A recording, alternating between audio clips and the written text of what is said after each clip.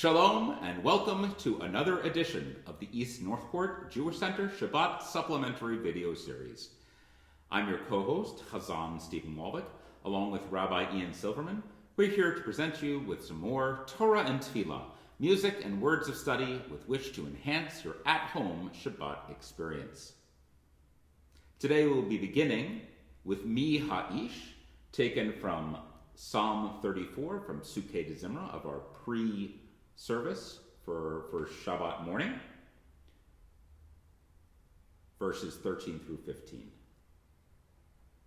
Which of you desires life, loves long years, discovering goodness? Keep your tongue from evil, your lips from speaking lies. Shun evil and do good, seek peace and pursue it. Mi Ha'ish. I dedicate this to my predecessor, Cantor Ralph Nussbaum, Zichron Livracha.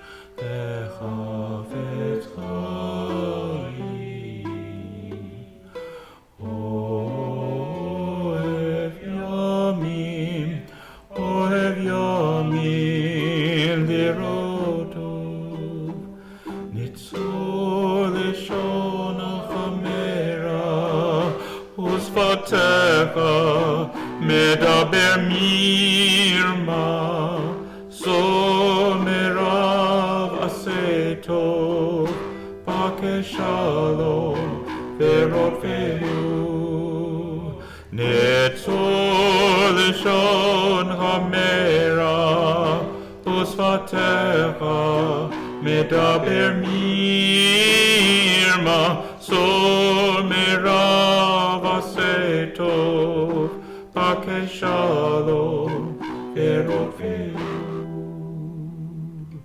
Mi ha'ish, be'avetz chayim. Ohev yamim, liroto.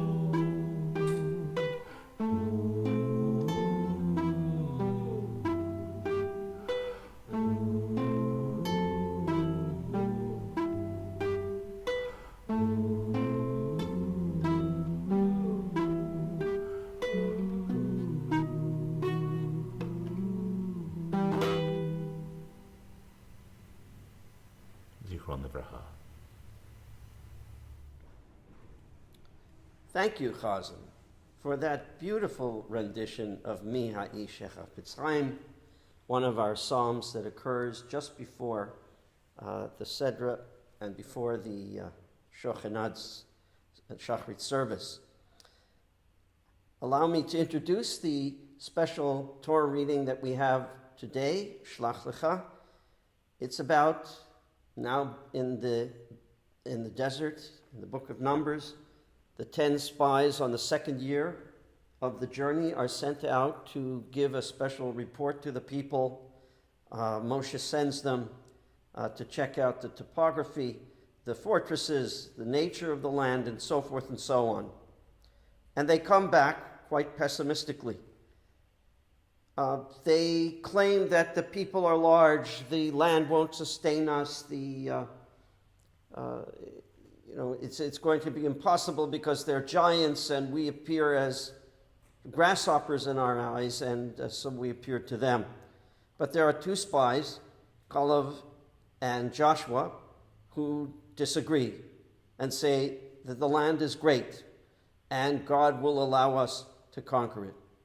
Nonetheless, the damage is done, the people lose their nerve, and God is so upset at their lack of trust and faith that he realizes that they should not, in fact, earn the right because of this collective sin to go into the land of Israel, but rather that entire generation should die in the desert, and that she wandered for 40 years, 1 year for each day that they went reconnoitering the land.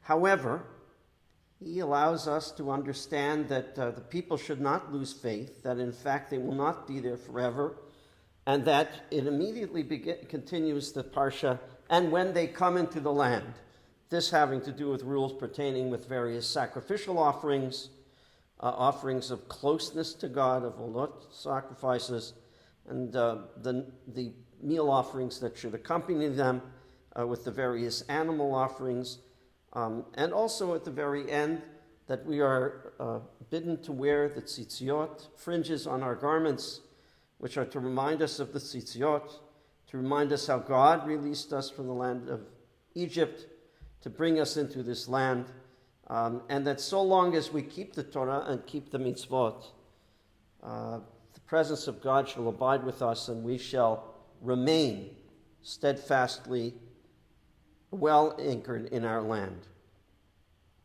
I now begin with the reading, the first triennial section, which begins on chapter 13, chapter 13 through chapter 14:7, and you can find that in your Etz Hayyim Humashim, page 840. We begin first with the blessing for studying Torah. Baruch atah Adonai Eloheinu melech haolam, asher kitshanu mitzvotav v'tzivanu la'asok b'divrei Torah. Vayidaber Adonai el Moshe lemor, shelach lecha anashim, vayaturu et eretz Canaan asher ani noten libnei Israel, ish echad, למטה אבותיו תשלחו כל נשיא בהם, וישלח אותם משה ממדבר פרן על פי אדוני, כולם אנשים ראשי בני ישראל המה, ואלה שמותם למטה ראובן שמוע בן זכור, למטה שמעון שפט בן חורי, למטה יהודה כלב בן יפונה, למטה יששכר יגאל בן יוסף, למטה אפרים הושע בן נון, למטה בנימין פלטיאל בן ערפו, למטה זבולון גדיאל בן סודי, למטה יוסף, למטה מנשה גדי בן סוסי, למטה דן עמיאל בן גמלי, למטה אשר סטור בן מיכאל, למטה נפתלי נחבי בן ופסי, למטה גד גואל בן מחי. אלה שמות אנשים אשר שלח משה לתור את הארץ. ויקרא משה להושע בן נון יהושע, וישלח אותם משה לתור את ארץ כנען, ויאמר עליהם, על זה בנגב וראיתם את ההר, וראיתם את הארץ מה היא, וטעם היושב עליה חזק הוא הרפה, המעטו עם רב, ומארץ אשר הוא יושב בה טובה עם רעה, ומה הערים אשר הוא יושב בהנה, המחנים במבשרים, ומארץ השמנה היא עם רזה, היש בעץ עם עין, והתחזקתם ולקחתם מפרי הארץ, והימים ימי ביקורי ענבים, ויעלו ויתורו את הארץ ממדבר סין עד רחוב לבוא חמת, ויעלו בנגב ויבוא עד חברון, ושם חימן שישי ותלמי ילידי הענק, וחברון 7 שנים נבנתה לפני צאן ממצרים, ויבואו עד נחל אשכול, ויכרתו משם זמורה, וישכון הנביאים אחד, ויסעו במות בשניים, ומן הרימונים ומן התאנים. למקום ההוא קרא נחל אשכול על אודות האשכול אשר כרתו משם בני ישראל. וישובו מתור הארץ מקץ 40 יום, וירחו ויבואו אל משה ואל אהרון ולדת בני ישראל אל מדבר פרן קדשה, וישיבו אותם דבר ואת כל העדה ויראום את פרי הארץ. ויספרו לו ויאמרו באנו אל הארץ אשר שלחתנו, וגם זבת חלב ודבש היא בזה פריה. אפס כי עשה עם היושב בארץ והערים בצורות גדולות מאוד, וגם ילידי הענק ראינו שם. עמלק יושב בארץ הנגב והחיתי והיבוסי והאמורי יושב בהר, הכנעני יושב על הים ועל יד הירדן. ויעש כלב את העם אל משה ויאמרו עלה נעלה וירשנו אותה כי יכולנו חלה. והאנשים אשר נו עמו אמרו לא נוכל לעלות אל העם כי חזק הוא ממנו. ויוציאו דיבת הארץ אשר תרו אותה אל בני ישראל לאמור הארץ אשר עברנו על תורתה ארץ אוכלת יושביה היא וכל העם אשר ראינו בתוכה אנשי מידות, ושם ראינו את הנפילים בני ענק מן הנפילים ונהי בעינינו כחגבים, וכן היינו בעיניהם. ותישא כל העדה ויתנו את קולם ויבכו בלילה ההוא. וילונו על משה ועל אהרון כל בני ישראל ויאמרו עליהם כל העדה לומדנו בארץ מצרים או במדבר הזה לומדנו ולמה אדוני מביא אותנו אל הארץ הזאת לנפול בחרב נשים וטפנו יהיו לבז הלא טוב לנו אשוב מצרימה. ויאמרו איש אל אחיו ניתנה ראש ונשובה מצרימה. ויפול משה ואהרון על פניהם לפני כל קהל הדת בני ישראל. ויהושע בן נון וכלב בן יפונה מן התרים את הארץ קראו בגדיהם. ויאמרו את כל הדת בני ישראל לאמור הארץ אשר עברנו בה לתורתה טוב הארץ מאוד מאוד. And that is the end of our triennial section of Torah. It gives me great pleasure at this time to call upon Chazan to give a brief explanation and devar on the Haftara and to chant the Haftara at this time.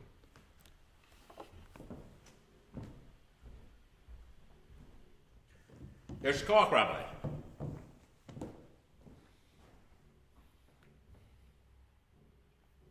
Excellent laning. As we heard in the Torah reading, we had our first real experience with fake news. The spies were sent out in a big public display, and they came back, and they said, land is great, we're not ready, we can't handle it, they're too big, the challenge is too much. People complain. God says, fine. You're not going anyway. I'll turn this car around right now. Turn the children of Israel around. And then to build upon the mistake, some people said, hey, no, we changed our mind. We really do want to go. And God tells them, you're on your own. I'm not going to be with you. You will not succeed. You're doing it the wrong way. And so those who tried to re-enter the land of Israel on their own, they were defeated at Hormah, utterly destroyed. And it would be 38 years before we tried again to enter the land of Israel. And this is where this Haftara picks up the story. Joshua is now the leader of the people of Israel, and they're perched on the other side of the Jordan River, ready to attack the city of Jericho. And Joshua decides to do his own report. It's not a big thing. He chooses his own personal task force to investigate the city. And they go and they find out its defenses and all that kind of good information. And they're helped by Rachav.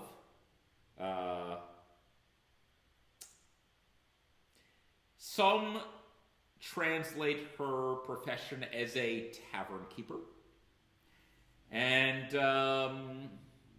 the more direct translation might be to say that she practiced an older profession. And she recognizes that the Israelites are going to win, and so she helps these spies out in return for rescuing her and her family. And again, just like in the Torah reading, it's not so much the decision to go or not, but in how the decision is implemented. It becomes very important. Just as the Israelites learned, it's not enough to go into the land, but you have to go in at God's will. So the spies teach Rachav, it's not enough that for us to say we will honor and protect you and you'll be able to be saved, but they give her strict instructions. We will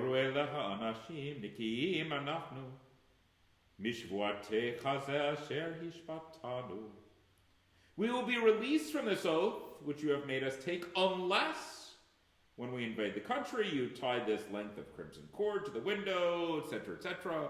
Bring in all your family into this one room and everyone has to stay there, and as long as you follow these rules, it'll be well for you and your family. If you break quarantine early, you're on your own.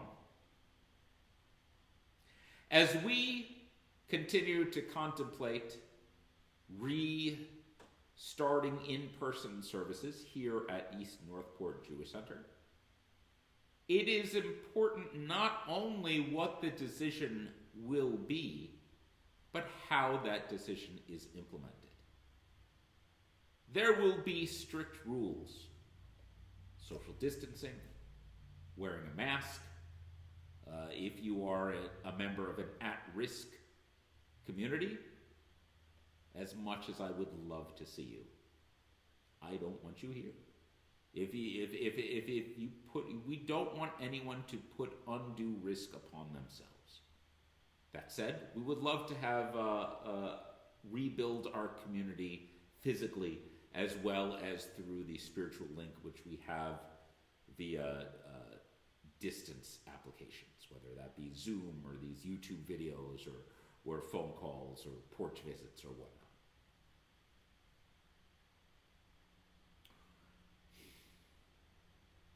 So when we do reinstate services, and as we talked about last week, it's not going to look the same as it did just a few scant months ago. It'll be very strange, very different. The number one thing is that we all make sure we follow the rules so that whatever way we do reinstitute in-person services, they are as safe as possible and as spiritual and meaningful as possible. Shabbat Shalom.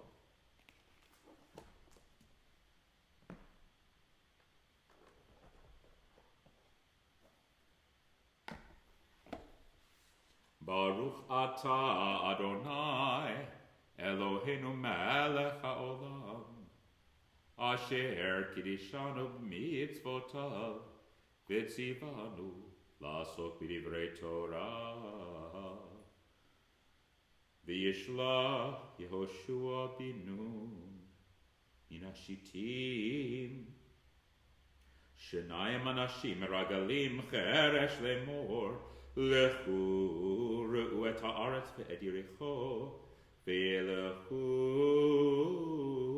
ve'yavo beit isha zona u'shmaracha v'yishkavu shama v'ye'amar lemelech Yericho lemor hine anashim ba'u heina halayla v'bnei Yisrael lachpor et ha'aretz v'yishlach Melech Yericho el rachav lemor hotzi ha'anashim habayim elayich asher ba'u lebeitech ki lachport kol ha'aretz ba'u v'tikach isha et shnei ha'anashim v'titzbeno v'tomer ken ba'u elai ha'anashim v'lo yadati me'ayin heima v'hi hasha'ar lizgor v'choshech Vanashim yatsa lo yadati anahalachu hanashim ridefu maher acharehem ki tasigum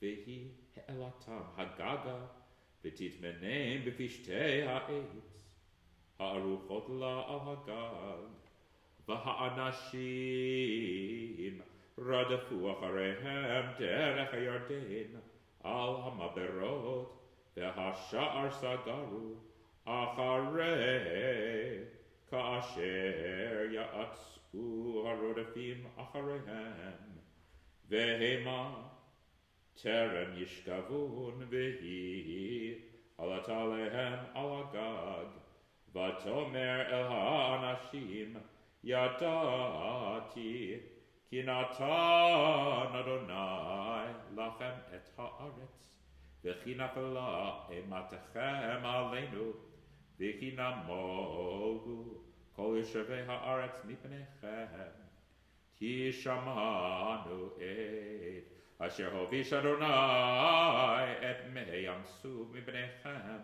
v'tzeitchem mimitzrayim v'asher asitem lishnei malchei ha'amori Asher be'ever ha'yarden l'sichon ul'og asher checharamtem otam v'nishma v'yimas levavenu v'lo kama od ruach be'ish mipnechem ki Adonai Elohechem hu Elohim b'shamayim mima'al v'ha'aretz mitachat ve'ata hishavu'una li b'Adonai Ki asiti machem chased, v'asitem gam atem, im beit avi chesed, untatem li ot emet, v'chayitem et avi vet imi, vet achai vet achiotai, vet kol asher lahem, v'saltem et nafsheotenu mimavet,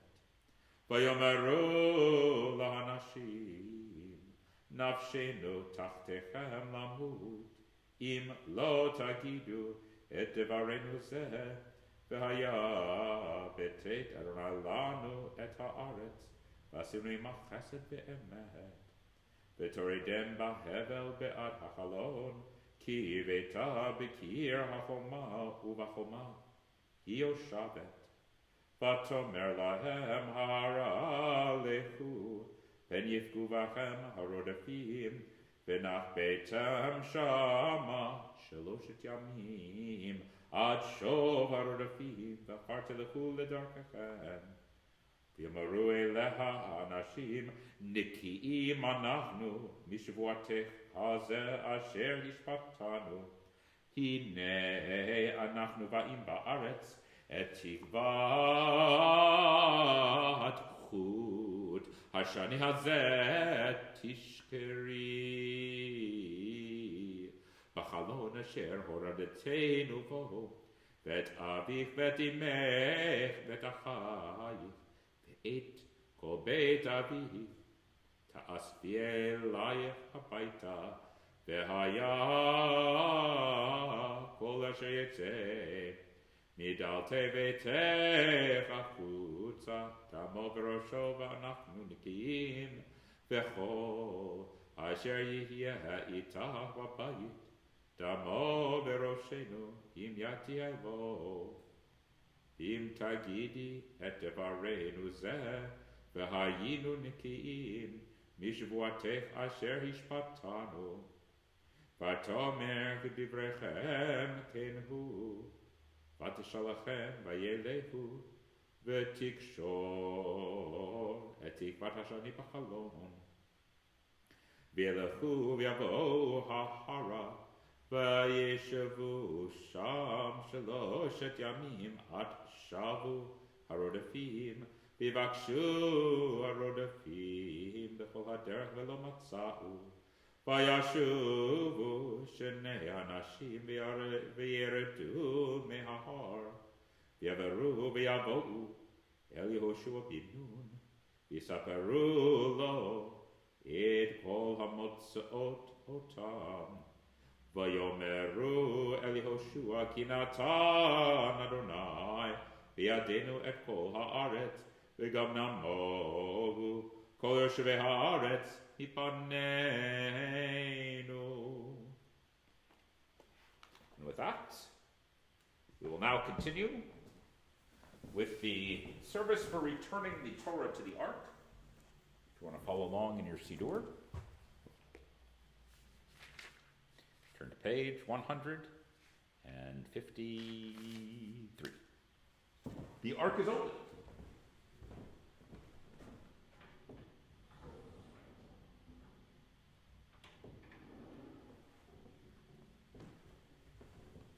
Yehalelu et Shem Adonai, ki niskav Shemo levado, hodo al eretz v'shamayim, vayarem keren liamo, tila lecho hasidav, livnei Yisroel amkrovo. Hallelujah, hallelujah, mizmor leDavid. Havul Adonai b'nei Elim, Havul Adonai kavod, Vos Havul Adonai kevod shemo, Hishtachavul Adonai b'hadrat kodesh, Kol Adonai hamayim el hakavod, Yirim Adonai hamayim rabim, Kol Adonai b'koach, Kol Adonai be'adar, Kol Adonai shover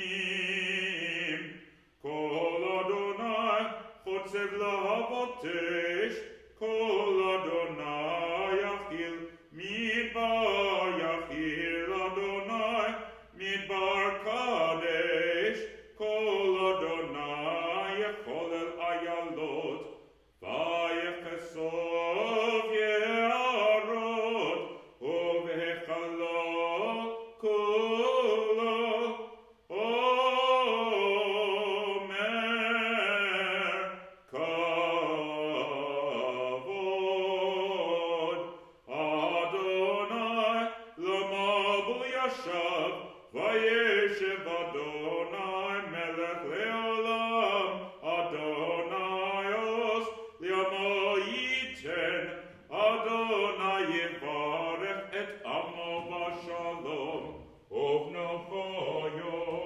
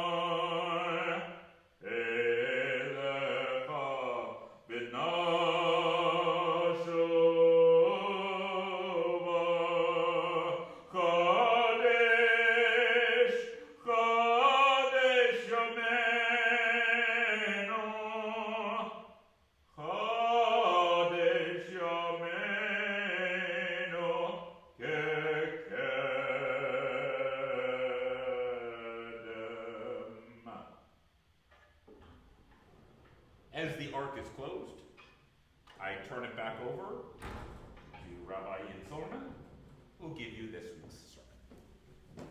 Rabbi.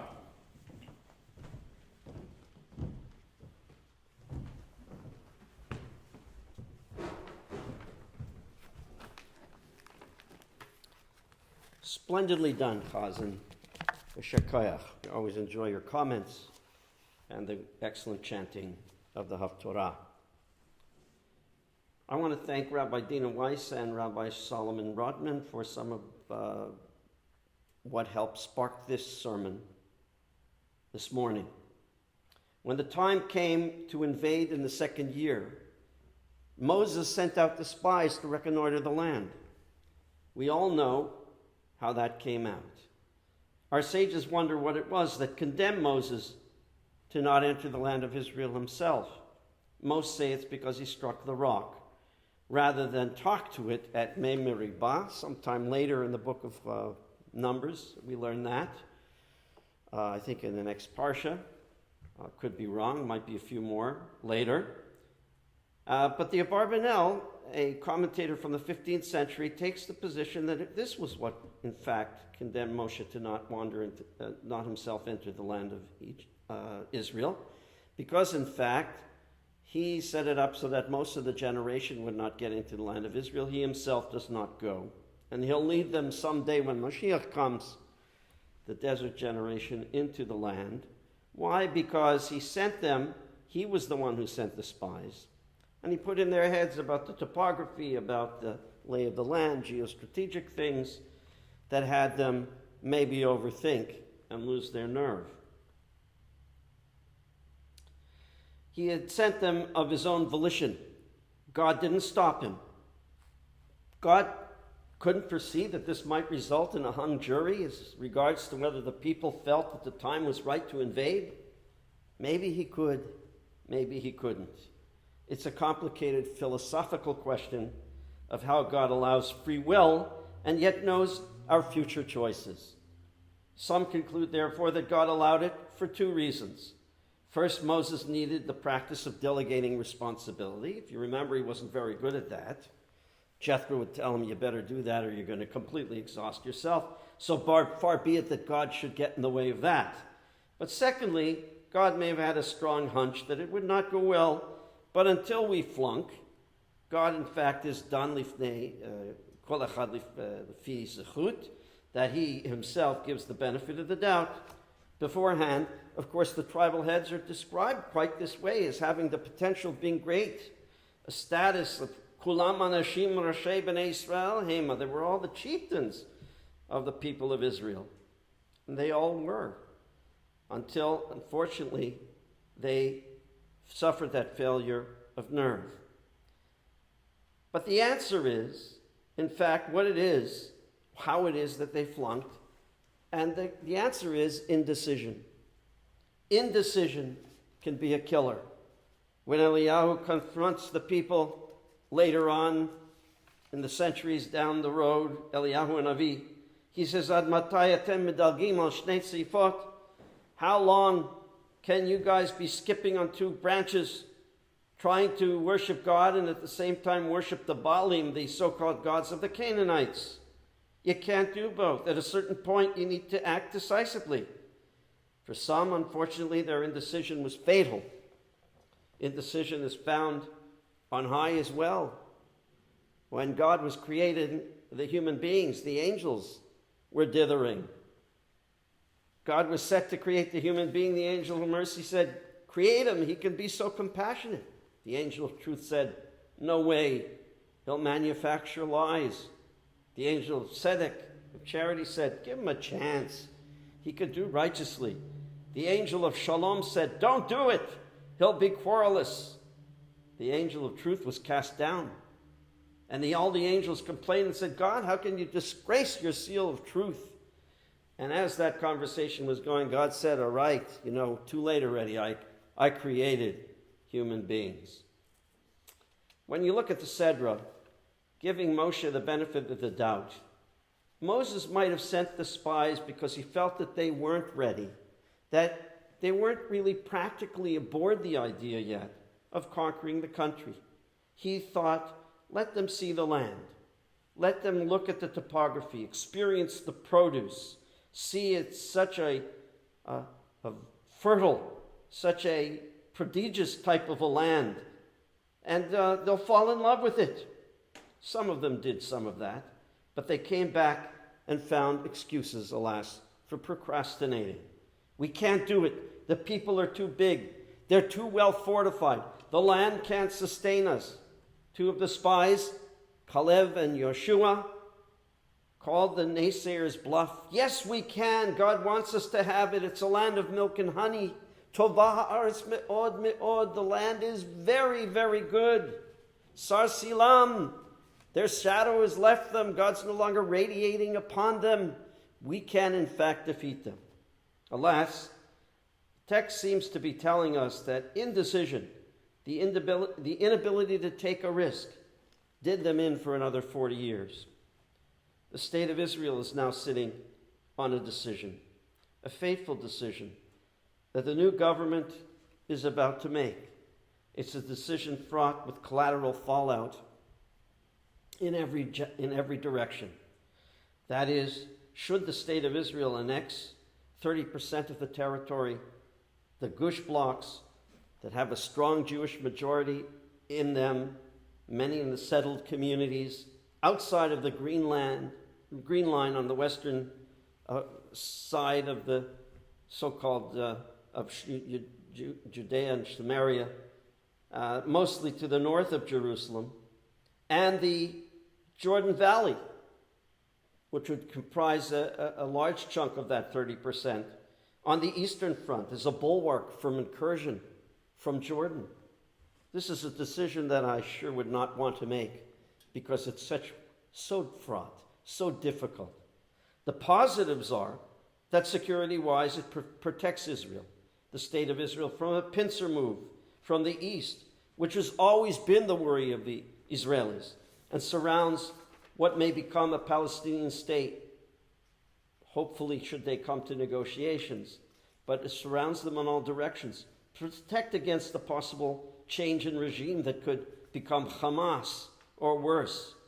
The positive side has been proposed in the early days. On the positive side, it has been proposed from the earliest days in the Alon plan from the Labor Party, shortly after the 67 war. And it reflects those same strategic realities. The positive side says that Israel has an opportunity now to annex with the approval of the United States administration, an opportunity that may not come again. The positive side, for yes, argues that decisive, bold action may not be the action that's liked in the Arab world, but it's one that will eventually be respected. To blink would only be seen as weakness. But the negatives are also there too, and fully understood by those about to make this decision, pro or con. The Sunni Arab world's position as annexation may forfeit eventual formal recognition, which is the headline in the Yediot Achronot article, the op-ed that was sent by the UAE, the ambassador of the UAE to the United States, who wrote an op-ed in Israeli paper translated into Hebrew and this ambassador was present at the unveiling in Washington of the Kushner Plan, with the headline that said, O sipuch or normalizatia. It read either annexation or normalization. You can only have one. You can't have both. Such was his op-ed. King Abdullah of Jordan promises a downgrade of diplomatic status if it's done, or worse. And Prime Minister Abbas is threatening the elimination of strategic cooperation such as it exists with the Palestinian Authority, which leaves him all the more suicidally vulnerable to be taken over by Hamas. And finally, some articles came out most recently, an article by Daniel Pipes of the Middle East Forum, who's considered really on the right, has equivocated that it's perhaps not such a great strategy and could backfire in the plan to defeat the Palestinians diplomatically. And a centrist voice against the annexation appeared just a couple of days ago by Yossi Klein Halevi, who compellingly argued against the plan as potentially compromising Israel's moral credibility in an era that is already so harsh, often demonizing Israel for so much that's false, many false reasons. You see, one consequence of this plan would put some 55,000 Palestinians in the Jordan Valley in limbo, ineligible for Israeli citizenship and health insurance, and at the same time, very almost inaccessible, not accessible to municipal services of the Palestinian Authority. Not to mention how this decision could further poison the relations within the Democratic Party of the United States, even at a time when the outcome of the presidential election is not certain, and with it, very likely, a schism, a split of opinion in the American Jewish community. And therefore, what to do? What to do? It's not an easy decision, but one that can still be made, I believe, decisively. Perhaps some decisive actions such as annexing the Gush north of Jerusalem, which would happen anyway in any future negotiation. That perhaps that's a smart move, and that it will incorporate a vast proportion of the Israeli population that has made their homes there. After all, it was an area that the Jews settled prior to 1948, and it was the Jordanians that captured it in brutal fashion. After all, the United Nations Resolution 242 does not require all territory being given, but rather territories being given, and only given, in exchange for a just and lasting peace. And it's an important strategic asset, is the Gush, against attack against Jerusalem. The Jordan Valley Belt is also a precious strategic asset, but perhaps it can be left as the status quo. Again, inviting the Palestinians to let go of their fantasy of having Palestine from the river to the sea, i.e., no state of Israel. Annexation of the Jordan Valley Belt can be set aside for now, precisely because of concern for some disenfranchised in the Palestinian population. And it can show the world that Israel cares about the Palestinians, which they do, and values Arab neighbor nations and desires very, very dearly their recognition, and still has her hand out in the hope that the Palestinians get the message that decades of intransigence will not get them an expanded state, but rather a less expanded one. Whatever the decision, may it be made not only in the short term, but with long-term seichel as well. Israel is in the driver's seat, and this is only a decision that the Israelis can make. The state of Israel won the land in a defensive war, and according to international law, and according to all understanding in terms of the rules of war, whatever people argue, its fate is for her to decide.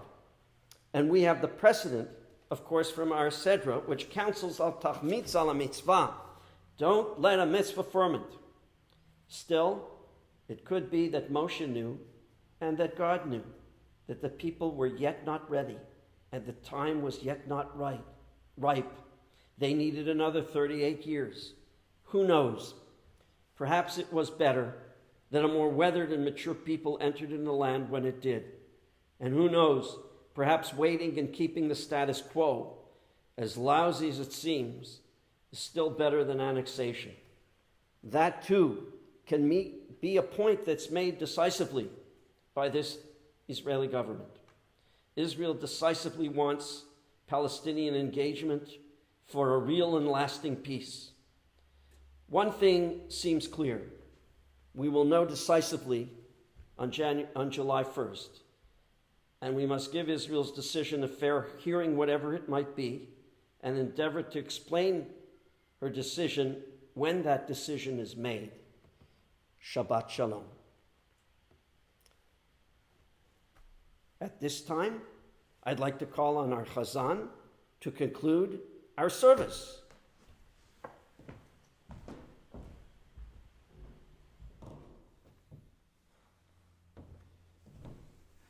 Shkol Rabbi. We conclude with the Adon Olam, found on page 187. Adon Olam Hashem Allah, B'terem Go Yitzir Nirali, Nasa Behefsoko, Azai Melech Shimon Nikra, V'yachare Kiklot HaKol, Levado Yimloch Nora, V'hu Haya V'hu Ove, Hu Yeh B'tifara. Adon Olam Hashem Allah, B'terem Kol Yitzir Nivra, Li'et Nasa V'chefso Kol, Azai Melech Shimon Nikra, V'hu Echad V'en Sheni, Lehamshilo Lehachbira, B'li Reshit B'li Tachlit, V'lo Ha'oz V'ha'misra. Adon Olam Hashem Allah, B'terem Kol Yitzir Nivra, Li'et Nasa V'chefso Kol, Azai Melech Shimon Nikra, V'hu Eli V'chagoli, V'surchev li V'yetzara, V'hu Nisi Umanosli, Minat Kosi V'yom Ekra. Adon Olam Hashem Allah, B'terem Kol Yitzir Nivra, Li'et Na'asa V'hefso Kol, Azai Melech Shimon Nikra, Be'adav Kiduchi, V'yetishan V'yaira, V'imruchi Geviati, Adonai li V'lo'ira. Adon Olam Hashem Allah, B'terem Kol Yitzir Nivra, Li'et Na'asa V'chefso Kol, Azai Melech Shimon Nikra. Shabbat Shalom. Shabbat Shalom.